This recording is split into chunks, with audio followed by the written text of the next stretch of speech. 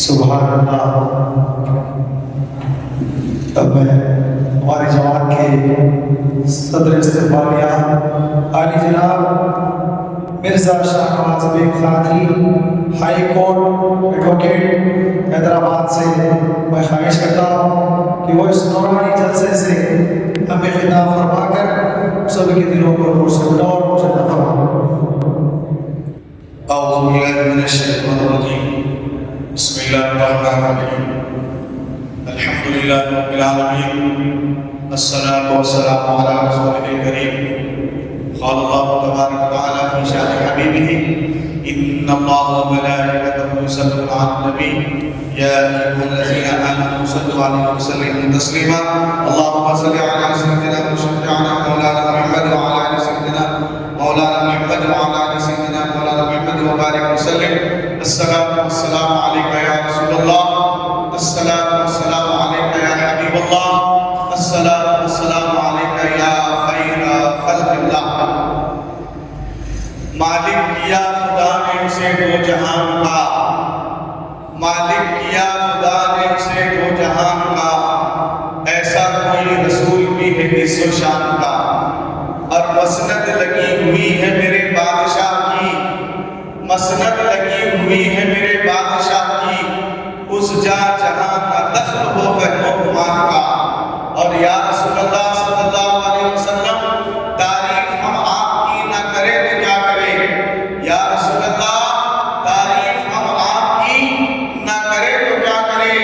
یہ تو غذا ہے دل کی مزہ ہے زبان کا، یہ تو غذا ہے دل کی مزہ ہے زبان کا۔ محمد مصطفیٰ کا جانشین صدیق اکبر ہے، بجس پیغمبروں کے سب سے اعلیٰ برتر ہے۔ اگر منکر ہو کوئی فضل سے صدیق اکبر کے، میں حد مفتری ماروں گا، یہ فرمان حیدر ہے۔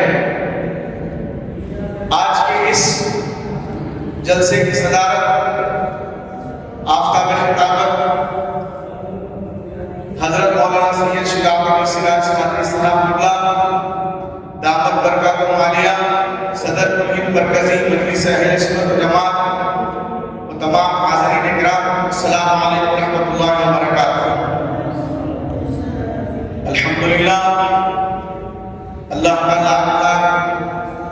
شکر و احسان ہے کہ اللہ تعالیٰ نے ہمیں یہ موقع دیا کہ آج مسجد دیندار خان اہل سنت و جماعت میں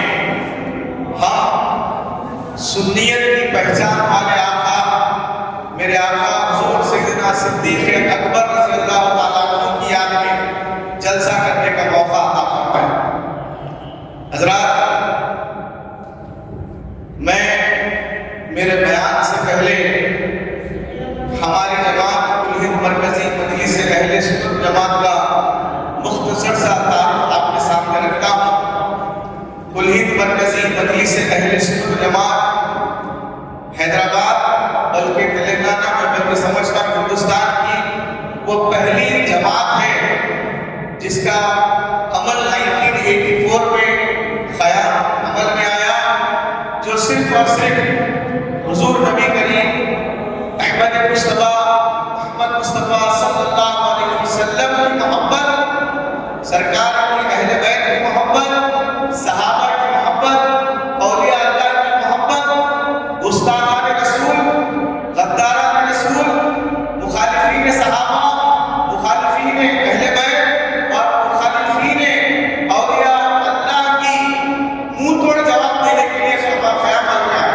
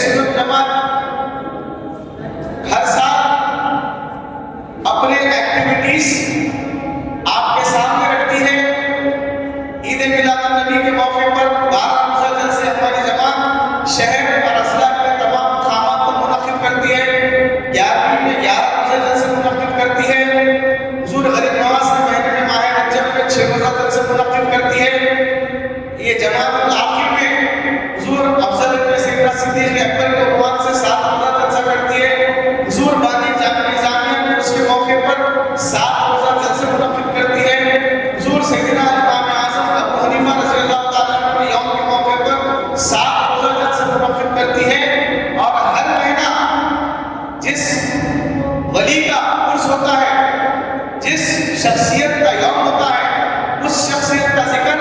کل ہند مرکزی مجلس اہل سنت جماعت پہلا مرکز